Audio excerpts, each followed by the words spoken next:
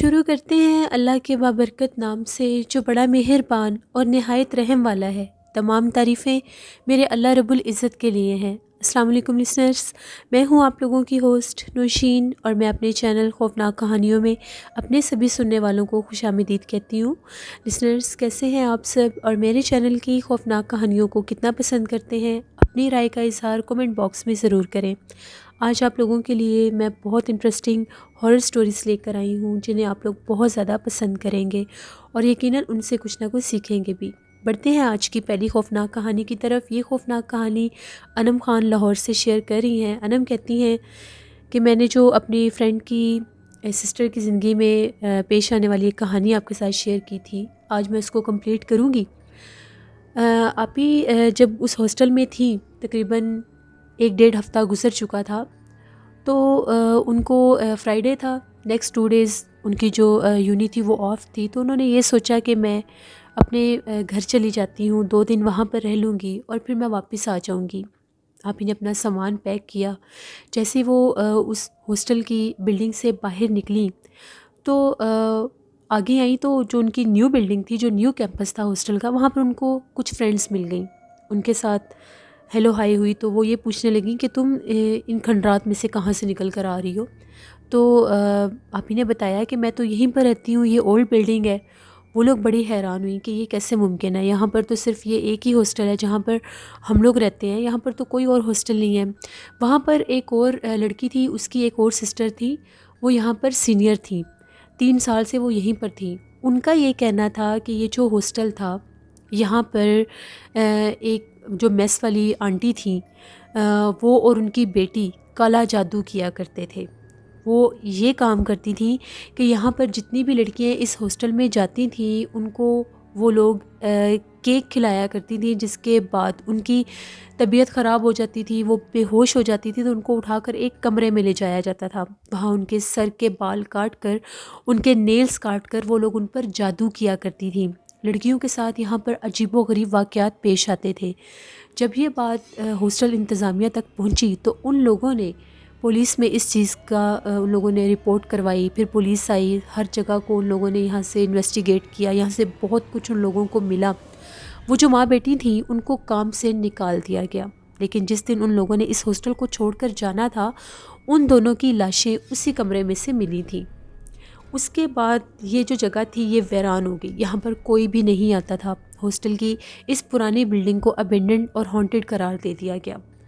तब से लोगों का ये मानना है कि यहाँ पर वो जो मेस वाली आंटी थी, उनकी बेटी जो थी इरम, और वो जो जिस लड़की पर वो लोग जादू करते थे जिसकी डेथ हो गई थी यहाँ पर, उनके रूप में यहाँ पर जिन्नात बसते हैं। यहाँ पर जिन्नात हैं। इस जगह पर उन लोगों ने ऐसा काला जादू किया था कि उस काले जादू की वजह से ये जगह आज सेबज़दा हो गई। वो काला जादू उनके ऊपर उल्टा पड़ गया। उस काले जादू के जिन्नात ने ही उनको जानी नुकसान दे दिया था। तब से अब तक ये जगह वीरान पड़ी है, यहाँ पर तो कोई भी नहीं जाता। और तुम कहती हो कि तुम यहाँ पर रही हो। आप ही ने उनको A to Z सारी बातें बताई, कैसे मैं इस नए हॉस्टल में आई, यहाँ पर मुझे रूम नहीं मिला तो मुझे एक स्वीपर वहाँ पर लेकर गया, तो वहाँ पर इरम नामी लड़की ने ही मुझे वहाँ पर रूम दिया। मैं रिदा से भी मिली, वो लोग जो खाना देती थी वो भी बासी होता था, यहाँ से चीखने चिल्लाने की आवाज़ें आती थी। ये सारी बातें सुनकर वो लोग बहुत ज़्यादा घबरा गए। अभी वहीं पर गिरी और बेहोश हो गई। जब उनकी हालत बहुत ज़्यादा ख़राब हो गई तो सब लड़कियों ने उनके मोबाइल से ही उनके घर कॉल की और उनको बुलाया गया। उनके घर वाले भी आ गए, वो हॉस्पिटलाइज हो गई। उनके दिमाग पर उस चीज़ का बहुत गहरा असर हुआ था।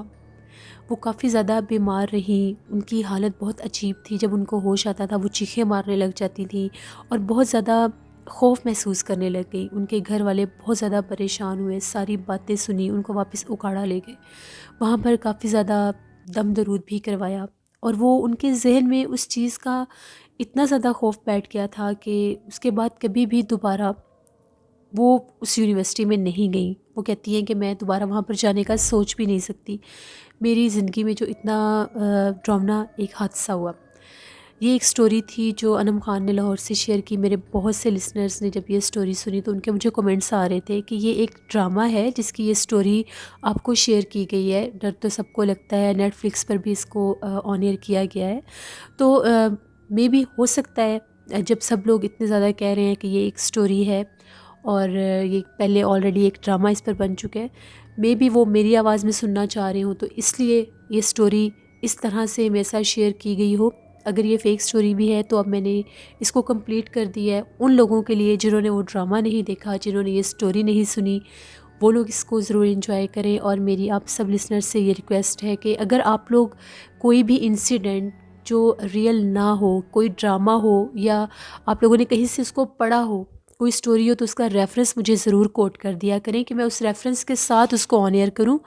इस तरह से जिस तरह से मेरे चैनल का एक इम्पैक्ट है, आप लोगों को पता है, मैं यहाँ पर रियल स्टोरीज़ लेकर आती हूँ, लोगों की रियल लाइफ इंसिडेंट आप लोगों के साथ शेयर करती हूँ, ऐसे डरावने वाक़यात, ऐसे डरावने किस्से जो लोगों ने अपनी ज़िंदगी में फ़ेस किए होते हैं। तो मेरी आप सब लिसनर्स से यही रिक्वेस्ट है कि अगर आप कोई ड्रामा, कोई मूवी या कोई किसी तरह का कोई नॉवल शेयर करना चाहती हैं तो मुझे उसका रेफरेंस ज़रूर कोट किया करें। मैं अपने सब लिसनर्स की रिस्पेक्ट करती हूँ, वो जो भी मुझे स्टोरी शेयर करते हैं मैं वो ज़रूर ऑन एयर करती हूँ। आप लोग इतनी मेहनत के साथ मुझे शेयर करते हैं तो मैं उसको निगलेक्ट नहीं करती। तो प्लीज़ इस चीज़ को ज़रूर आप लोग, अब ये स्टोरी कंप्लीट हो चुकी है जो मैंने आपके साथ शेयर की। बढ़ते हैं एक और खौफनाक कहानी की तरफ। ये खौफनाक कहानी इकरा शेयर कर रही हैं सवाबी से। इकरा कहती हैं कि आज आपके साथ मैं अपनी खाला की ज़िंदगी में पेश आने वाली एक कहानी शेयर करना चाहती हूँ। ये तब की बात है जब मेरी खाला की शादी हुई। मेरी खाला तब बिल्कुल यंग हुआ करती थी, उनकी बहुत छोटी एज में शादी हो गई। जहाँ पर उनके इन लॉज़ का घर था वो घर बहुत ज़्यादा बड़ा था और उनके इन लॉज़ में सिर्फ उनके हस्बैंड ही थे और कोई भी नहीं था। वहाँ पर जब खाला गई, वो इतना बड़ा घर, वो एक भरे घर से गई थी और आगे बिल्कुल एक अकेला घर था। उनके हस्बैंड सुबह ऑफ़िस चले जाया करते थे और शाम को आते थे। खाला बहुत ज़्यादा डरती थी, रोती थी, बहुत ज़्यादा बातें करती थी, मेरे से नहीं रहा जाता, मुझे डर लगता है। तो सब उनको यही समझाते थे कि वक्त के साथ साथ सब ठीक हो जाएगा, अब तुमने वहीं पर रहना है, वो तुम्हारा घर है। सब उनको समझाते थे। वक्त गुजरता गया, कुछ वो यूज़ टू बी हो गई, वहाँ की आदी हो गई। अल्लाह ने उन्हें एक बेटा दे दिया। अब उनका ध्यान बट गया, वो जो कहती थी कि मैं बिल्कुल अकेली हूँ, डर लगता है, अब वो अपने बच्चे में बहुत ज़्यादा मगन हो गई। 3 से 4 दिन गुजरे तो उनके कुछ रिलेटिव्स थे जो उनके घर उनको मुबारकबाद देने के लिए आए। वो लोग काफ़ी देर से उनके दरवाज़े पर दस्तक दे रहे थे, डोर बेल बजा रहे थे, लेकिन कोई भी उनके घर से दरवाज़ा नहीं खोल रहा था। मजबूरन उन लोगों ने खाला के हस्बैंड को कॉल की और ये कहा कि हम लोग काफ़ी देर से बाहर खड़े हैं और बहुत कोशिश कर रहे हैं कि यहाँ पर कोई आए, लेकिन कोई दरवाज़ा नहीं खोल रहा, तो आप आ जाएं।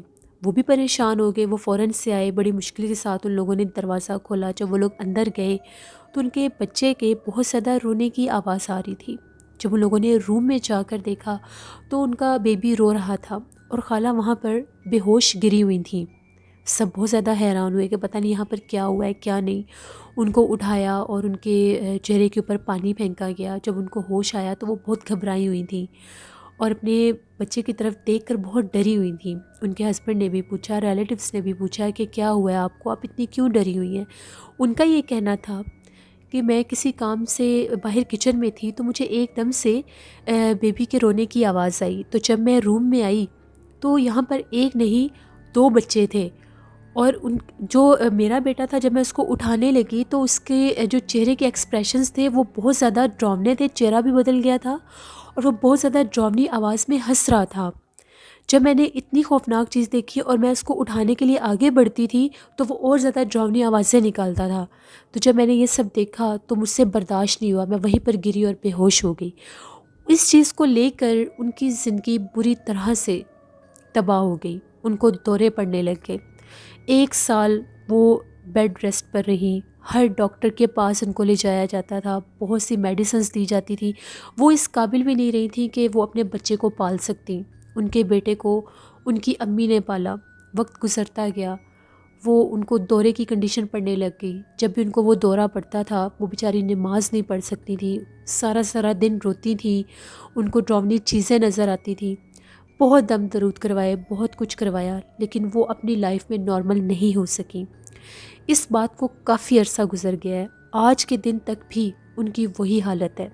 जब भी उन पर वो दौरा आता है उस चीज़ का, जब भी उन पर अटैक होता है, उनकी हालत बहुत ज़्यादा अजीब हो जाती है। ना वो नमाज़ पढ़ सकती हैं, ना वो उठ के चल फिर सकती हैं। उनको एकदम से बहुत ज़्यादा वीकनेस हो जाती है। उस बच्चे को वो चीज़ आज भी उनके ज़हन में वैसे ही सवार है। जब वो उस चीज़ को रिकॉल करती हैं, उसको याद करती हैं, जब उनको वो चीज़ें याद आती हैं तो उनकी वही हालत हो जाती है। आप सबसे मेरी रिक्वेस्ट है, उनके लिए दुआ करें कि अल्लाह उनको ज़िंदगी सेहत अता करे और उनको इस तकलीफ़ से निजात दे। वो बहुत नेक हैं, इबादत गुज़ार हैं, लेकिन जब इस सिचुएशन में वो होती हैं तो उनकी हालत बहुत ज़्यादा ख़राब हो जाती है। ये एक स्टोरी थी जो इकरा ने स्वाबी से शेयर की। बहुत शुक्रिया इकरा आपका। अल्लाह आपकी आंटी को सेहतमंद ज़िंदगी अता करे और उनकी इस मुश्किल को बख़ैर व आफ़ियत वो ठीक कर दें और वो अपनी ज़िंदगी में नॉर्मल हो सके। लिसनर्स, बाज़ औक़ात इंसान की ज़िंदगी में ऐसे हादसात हो जाते हैं जिनको सहना, जिनको बर्दाश्त करना उसके बस की बात नहीं होती। छोटे से छोटा भी कोई हादसा इंसान के ज़हन पर बहुत गहरा असर डाल सकता है। इसीलिए कहते हैं कि हमेशा से बेशक आपकी जहाँ भी अल्लाह ने जहाँ पर किस्मत लिखी है इंसान की शादी वहीं पर होनी होती है। लेकिन अगर कोई लड़की कोई ऐसी बात करती है कि मुझे फ़लाँ जगह से डर लगता है या मुझे कुछ नज़र आता है या मुझे कोई चीज़ डराती है, तो उन चीज़ों को वहम नहीं समझना चाहिए। महज़ ये नहीं कह देना चाहिए कि ये जगह चेंज हुई है, माहौल चेंज हुआ है, तो इस वजह से ये ऐसा कर रही है। बाज़ औक़ात इंसान वो चीज़ें फ़ील करता है, तो उन बातों को सीरियस लेना चाहिए। अगर वो पहले ही उस चीज़ को पकड़ लेते तो शायद वो चीज़ इस हद तक वर्स ना होती। क्योंकि जहाँ पर जिन्नात होते हैं, जहाँ पर इस तरह की चीज़ें होती हैं, वहाँ पर जब कोई न्यू बॉर्न बेबी हो तो वो चीज़ें बहुत ज़्यादा बढ़ जाती हैं। वो फिर उस बच्चे पर तो अटैक करती ही करती हैं, उस औरत पर भी उनका अटैक होता है। तो इन चीज़ों का ख़ास ख्याल रखा करें। बढ़ते हैं एक और ख़ौफ़नाक कहानी की तरफ। ये ख़ौफ़नाक कहानी ताहिरा शेयर कर रही हैं जेहलम से। ताहिरा कहती हैं कि मैं आप लोगों के साथ हम लोगों की ज़िंदगी में पेश आने वाली एक बहुत डरावनी कहानी शेयर करना चाहती हूँ। आज से 6 साल पहले की बात है। हम लोगों ने एक घर रेंट पर लिया। वो जो घर था वो बहुत ज़्यादा अजीब स्टाइल में बना हुआ था। देखने में तो वो काफ़ी ज़्यादा पुरानी कंस्ट्रक्शन लग रही थी, लेकिन वो जो घर था वो बहुत ज़्यादा डरावना सा लगता था जब उसको फर्स्ट लुक में देखते थे। उस घर में जो जाने का रास्ता था, एक छोटा सा गेट था और एक बहुत लंबी सी तंग सी उन लोगों ने जैसे कोई गली सी होती है वो एक गैलरी बनाई हुई थी। उस गैलरी को जब क्रॉस करते थे तो फिर उसके आगे एक सहन आता था जिसमें एक बहुत बड़ा दरख्त लगा हुआ था। आधे से ज़्यादा उस दरख्त ने उस सहन को कवर किया हुआ था। उसके आगे फिर बरामदा और फिर बाकी घर का हिस्सा था। जब हम लोग उस घर में गए, उस घर को देखकर काफ़ी ज़्यादा डर लगता था। इनफैक्ट हम लोगों के जो रिलेटिव्स आते थे वो भी उस जगह को देखकर थोड़े से डर जाते थे कि ये घर कितना अजीब और पुरस्रार सा बना हुआ है, लेकिन उसका स्टाइल ही ये था। हम लोग कंबाइन फैमिली थी, मैं और मेरे जो हम लोगों के चाचू हैं, हम लोग इकट्ठे रहते थे। उस घर में सारे कज़न्स हम लोग खेल रहे थे, सब छोटे ही होते थे उस वक्त। तो सब यही कहते थे कि यहाँ पर बहुत ज़्यादा जिन्नात हैं, हम लोगों ने यहाँ पर जिन देखे हैं। जैसे हम लोग आपस में कहानियाँ बनाते थे क्योंकि वो घर डरावना सा बहुत था। वो जो गैलरी थी वहाँ पर कोई उन लोगों ने इलेक्ट्रिसिटी फिटिंग नहीं करवाई हुई थी कि वहाँ पर कोई ट्यूब लाइट या कोई बल्ब भी लगवाया जा सके। डे टाइम भी अगर गेट खुलता था तो कुछ रोशनी अंदर आती थी। हम लोग वहाँ पर खेल रहे थे तो हम लोगों का जो कज़न था उसको बहुत ज़्यादा आदत थी शरारतें करने की। उसने अपनी तरफ से ये सोचा कि मैं इन लोगों को डराने के लिए कोई ऐसा स्टाइल करता हूँ, चेहरे के ऊपर कुछ लगा लेता हूँ या ब्लैक कलर की कोई चादर ओढ़ लेता हूँ। हम लोग खेल रहे थे, उसने ये कहा कि मैं अभी तुम लोगों को ना जिन दिखाता हूँ। वो रूम में चला गया, हम लोगों के सामने वो रूम में गया। अब हम लोग उसी शहर में सब लोग खेल रहे थे, तो हम लोगों ने जब देखा तो सामने वो जो गैलरी थी वहाँ पर ऐसा लगा कि हम लोगों का कज़न खड़ा है। उसका चेहरा बहुत ज़्यादा डरावना लग रहा था, लेकिन उसकी जो हाइट थी वो हाइट उससे बड़ी थी। हम लोग उसको बार बार उसको देखकर हंस रहे थे, उसका मजाक बना रहे थे, हम तुमसे नहीं डरते, तुम सामने आकर खड़े हो गए हो, ये है वो है। एकदम से जब हम लोग उसके पास जाने लगे तो वो पीछे पीछे हटने लग गया, यानी उस गैलरी में वो बिल्कुल पीछे जाने लग गया। हम लोग उसको बार बार कह रहे थे ज़्यादा पीछे जाने की ज़रूरत नहीं है, हम लोगों को डर नहीं लगता। जब वो पीछे गया तो उसकी जो आइज़ थी वो ब्लिंक करने लगी, वो इस तरह से स्पार्क कर रही थी और वो ऐसे लग रहा था कि उसकी रियल आइज़ नहीं है। वहाँ से हम लोगों को थोड़ा अजीब लगा कि इसकी आंखों को क्या हो गया है। हम लोग शोर मचाते हुए जब वापस भागे तो हम लोगों ने देखा वो अभी कमरे में ही था। हम लोग उसको देखकर बड़े हैरान हुए कि तुम तो अभी गैलरी में थे, तुम हमें डरा रहे थे। हम लोगों ने रोना शुरू कर दिया। एक हम लोगों का छोटा कज़न था, वो बहुत ज़्यादा डर गया, उसने चीखें मारना शुरू कर दी जब उसने वो चमकती हुई आंखें देखी। वो बार बार कस्में उठा रहा था कि मैं तो उस तरफ अभी गया ही नहीं, मैं तो यहाँ पर ये दुपट्टे ढूंढ रहा था, मुझे तो कोई ब्लैक दुपट्टा नहीं मिल रहा था और मैं अपने चेहरे के ऊपर चीज़ें लगा रहा था। हम लोग बड़े हैरान हुए कि अगर ये इधर था तो वो वहाँ पर कौन था। हम लोगों ने घर वालों को भी बताया, सब ने ये कहना शुरू कर दिया, नहीं तुम लोग वैसे खेल कूद में थे तो तुम लोग डर गए हो, ऐसा वैसा कुछ भी नहीं है। हम लोग उस चीज़ पर काफ़ी देर बातें करते रहे, सारे कज़न हम लोग बैठकर बातें करते रहे कि इस तरह से हमने उस चीज़ को देखा है, उसकी आंखें चमक रही थी। अब वो ये समझ रहा था हम उसे डरा रहे हैं, वो हमें डराने की कोशिश कर रहा था, हम उसे डरा रहे हैं। वो बार बार यही कहता था मैं तुम लोगों को अभी इस गैलरी में जाकर दिखाता हूँ, ऐसा वैसा कुछ भी नहीं है। हम लोगों में बैठ लगी, उसने ये कहा कि मैं अभी उस गैलरी में जाकर तुम लोगों को दिखाता हूँ। 11 बजे का टाइम था, रात। वो दिन के टाइम वहाँ पर इतना अंधेरा होता था, तो रात के टाइम तो बिल्कुल ही कुछ नज़र नहीं आता था। अगर गेट के पास भी जाना होता था तो हम लोगों को बाकायदा कोई टॉर्च या ऐसी कोई चीज़ लेकर जाना पड़ता था। वो जब वहाँ पर गया तो अभी वो गैलरी के सेंटर में ही गया, एकदम से चीखें मारता हुआ वापस भागा। हम लोगों ने उसे कहा कि क्या हुआ है, तो वो ये कहता है कि जब मैं उस गैलरी में आगे जा रहा था, मैं थोड़ा सा ही आगे गया तो मुझे एकदम से ऐसा लगा कि मेरा हाथ किसी ने पकड़ा है। मैं उस चीज़ को देख नहीं सका, लेकिन मेरा हाथ किसी ने पकड़ा है। बहुत ज़्यादा इस चीज़ को लेकर हम लोग डरना शुरू हो गए। कोई गैलरी की तरफ जाता नहीं था, इतनी इतनी देर गेट बजता रहता था। घर वाले हमें कहते थे तो हम लोग कहते थे हमने नहीं जाना। एक दफ़ा ऐसा हुआ, मगरिब से थोड़ी देर के बाद की बात है, मगरिब की अज़ानें हो गई थी। उसके बाद हम लोगों की डोर बेल बजी तो अम्मी ने मुझे ये कहा कि जाओ बाहर से देखो कोई आया होगा। मैंने तो साफ़ इनकार कर दिया, मैंने नहीं जाना, मुझे डर लगता है। अम्मी खुद जाने लगी। अम्मी कहती हैं कि जैसे ही मैं उस गैलरी के अंदर गई हूँ, अभी मैं थोड़ी सी आगे गई हूँ तो मुझे इस तरह से लगा है कि जहाँ पर छत बनता है, यानी उस गैलरी का जो छत है काफ़ी ज़्यादा वो ज़्यादा ऊंचा था और वो गैलरी भी बहुत लंबी थी। तो वहाँ पर मुझे कुछ चमकता हुआ नज़र आया। मुझे बड़ी हैरानगी हुई कि ये क्या चीज़ है, यहाँ पर क्या चीज़ चमक रही है। जब मैंने गौर करके देखना चाहा तो वो आंखें चमक रही थी दो। मैं बिल्कुल उस चीज़ के पास गई हूँ और एकदम से वो जो चमकती हुई आंखें और एक बहुत बड़ा सा वो चेहरा था, वो गायब हो गया। अम्मी बहुत ज़्यादा डर गई। जब उन्होंने गेट खोला तो मेरे चाचू थे, उनको भी ये बात बताई। उनका ये कहना था बस ये बच्चे सारा दिन जिन्नात की बातें करते हैं, इस घर को देखकर तुम लोग ये बातें बना रहे हो, ऐसा वैसा यहाँ पर कुछ भी नहीं है। जितना इन चीज़ों को फ़ील करोगे उतनी ही ज़्यादा ये चीज़ें तुम लोगों को फ़ील होगी। हम लोग अब बहुत ज़्यादा कम बाहर जाकर खेलते थे। हम लोग अपने बरामदे में या कमरे में ही खेलते रहते थे। एक दफ़ा हम लोगों के कुछ और भी रिलेटिव्स आए हुए थे, वो सब भी थे। हम लोग सब सारे बाहर मिलकर खेल रहे थे, उनमें कुछ छोटे बच्चे भी थे। हम लोग सारे उस वक्त 9th-10th के ही थे। तो वो उनमें से उनकी एक बेटी थी, वो 5th क्लास में पढ़ती थी। वो जो दरख्त था उसके नीचे वो खेल रही थी। एकदम से उसने ऊंचा ऊंचा रोना शुरू कर दिया। ऐसा लग रहा था वो किसी चीज़ के अंदर गिर गई है। हम लोग बड़े हैरान हुए कि ये क्यों चीख रही है। जब हम लोगों ने इसको जाकर देखा, उसकी जो एक टांग थी वो एक मिट्टी का जैसे कोई मिट्टी की ढेरी सी होती है, वो मिट्टी की वो ढेरी सी थी, उसके अंदर उसकी एक टांग उतरी थी। और वो चीज़ जो थी वो दरख्त की बैक साइड पर थी, यानी वो दरख्त का तना काफ़ी ज़्यादा बड़ा था।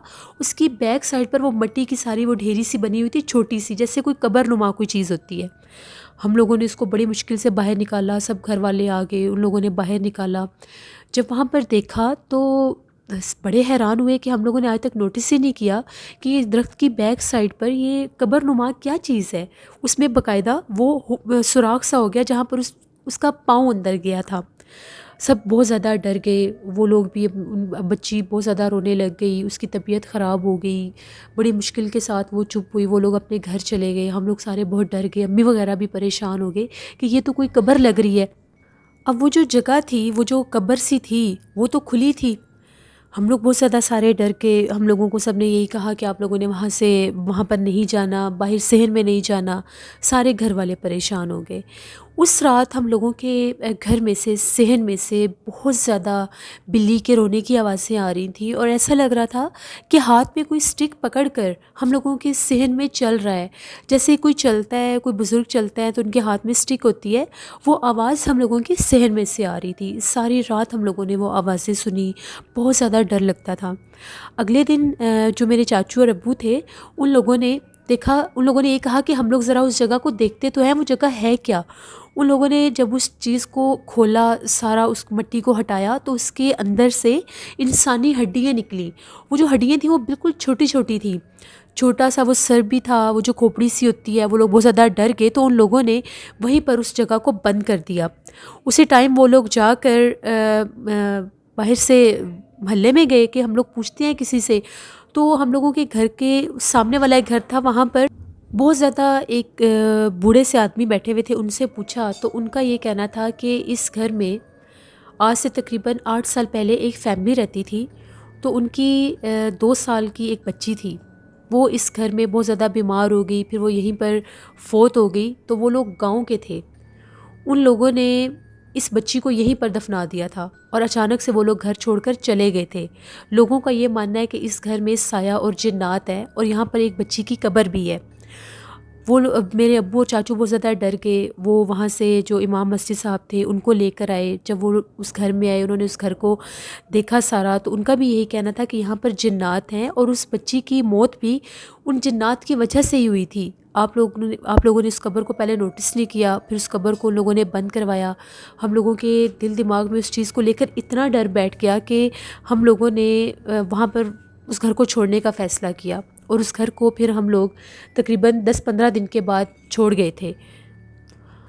वो घर बहुत ज़्यादा डरावना था। वो घर वैसे ही पुरस्रार नहीं लगता था, वो घर था भी पुरस्रार। और उस गैलरी में बाकायदा उन जिन्नात का बसेरा था। हम लोगों ने भी देखा, मेरी मदर ने भी देखा। वो बहुत डरावना घर था। हम लोगों ने अल्लाह का शुक्र अदा किया कि हम लोगों ने छोड़ दिया, क्योंकि मेरे चाचू के जो बच्चे थे बहुत छोटे थे। अगर उनके साथ कोई हादसा हो जाता तो पता नहीं क्या होता। ये हम लोगों की ज़िंदगी की एक कहानी थी जो मैंने आपके साथ शेयर की। बहुत शुक्रिया ताहिरा आपका। अल्लाह आप सबको, हम सबको अपने हिफ्ज़ ओ ईमान में रखे। बढ़ते हैं एक और खौफनाक कहानी की तरफ। ये खौफनाक कहानी वकास अहमद शेयर कर रहे हैं मैनचेस्टर से। वकास कहते हैं कि आज आपके साथ एक ड्राइवर की स्टोरी शेयर करता हूँ जो कतर में रहता है। वो कहता है कि मेरा ये काम था कि यहाँ पर जो लोग अक्सर टूरिस्ट आया करते थे उनको मैं उनको सर्विस प्रोवाइड करता था। जहाँ पर उन लोगों को ड्रॉप करना होता था, ड्रॉप ऑफ सर्विस भी देता था। इसके बाद अगर उन लोगों ने किसी जगह को विज़िट करना होता था तो वो सर्विस भी प्रोवाइड करता था। तो एक दफ़ा यहाँ पर कुछ टूरिस्ट आए तो उनको मैंने पहले काफ़ी ज़्यादा जगह दिखाई। उन लोगों ने बहुत ज़्यादा जगहों को विज़िट किया। उसके बाद मैं उन लोगों को, एक काफ़ी दूर दराज़ इलाका था जहाँ पर उन लोगों की बुकिंग थी, वहाँ पर उन लोगों को मैंने छोड़ा और मुझे साथ ही कॉल आ गई। एक और कोई पार्टी थी, वो लोग आए हुए, तो उनको भी मैंने ही रिसीव करना था। वहाँ से निकलते निकलते मुझे काफ़ी ज़्यादा देर हो गई। जिस रास्ते से मैं आ रहा था, वो जो रास्ता था बहुत ज़्यादा वीरान था और उस रास्ते की दोनों साइडों पर बहुत ज़्यादा बड़े रेगिस्तान थे। मैंने काफ़ी ज़्यादा कोशिश की कि मैं यहाँ से जल्दी निकल जाऊँ, बहुत ज़्यादा अंधेरा होने से पहले ही निकल जाऊँ, लेकिन एकदम से वहाँ पर रेगिस्तानी हवाएं चलने लग गई। बहुत ज़्यादा रेत और मिट्टी उड़ने लगी, तो मैं ज़्यादा तेज़ ड्राइव नहीं कर सकता था। अभी मैं उसी रोड पर था तो एकदम से मेरी गाड़ी का जो टायर था वो ब्रस्ट हो गया।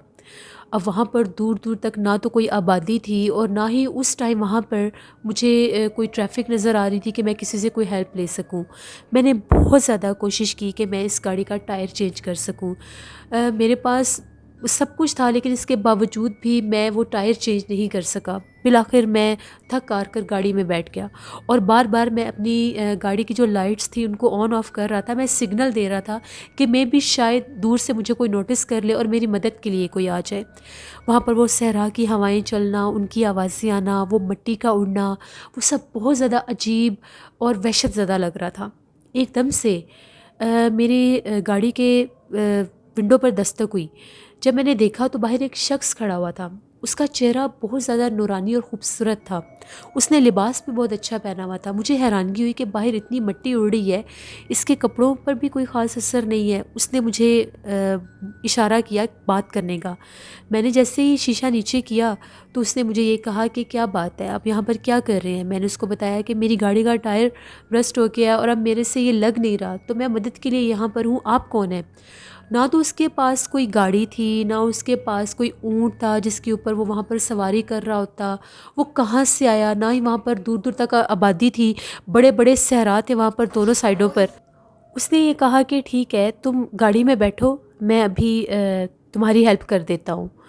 उसने 1 मिनट भी नहीं लगाया और वो टायर ठीक हो गया। वही ब्रस्ट टायर उसने कैसे ठीक कर लिया मैं नहीं जानता। मैं उसको भी ये बताने लगा था कि मेरे पास एक टायर रखा हुआ है, लेकिन उसने मुझे फ़ौरन से कहा कि गाड़ी ठीक है। मैंने भी देखा टायर बिल्कुल ठीक था।